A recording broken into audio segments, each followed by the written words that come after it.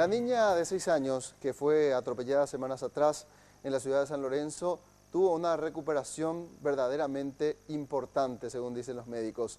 Favorable la recuperación de la niña al punto tal que podría recibir el alta en el transcurso de esta semana. Ahora bien, los médicos son prudentes, Mauricio, y dicen que todavía no se puede especificar el tipo de secuelas que tendrá. Te escuchamos.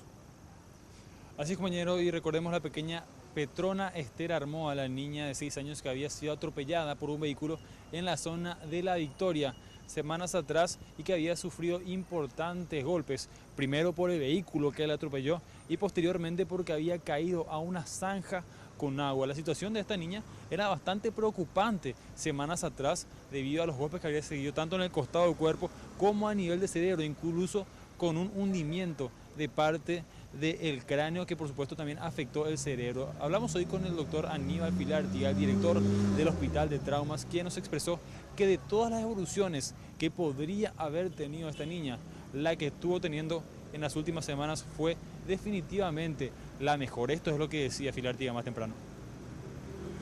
Pero en este momento ya se suspendió la sedación, se retiró el respirador, ella está respirando espontáneamente, está alimentándose normalmente, está lúcida, está consciente, contesta preguntas todavía de una manera bastante precaria, como sí o no, pero entiende, está ubicada en tiempo y espacio y se alimenta normalmente.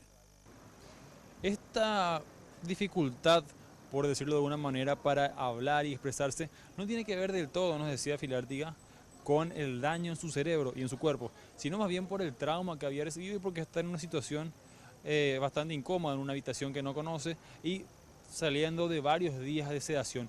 ¿Cuál es el procedimiento que sigue a partir de este momento? Es también lo que explicaba Pilártiga más temprano. Por el momento hay una paresia del lado derecho. ¿Qué es la paresia? Es una complicación que no llega a ser una parálisis, sino una debilidad muscular de ese lado y que tiene relación con la lesión cerebral. Eso puede ir recuperando, obviamente, ¿no? Y según lo que estaba anunciando Pilártiga, al menos una semana más podría permanecer en este lugar la pequeña hasta que se dé su alta. Aún así, el día de hoy probablemente ya va a salir de la terapia intensiva y va a pasar a una sala común para continuar con su recuperación. Por el momento es todo, compañeros.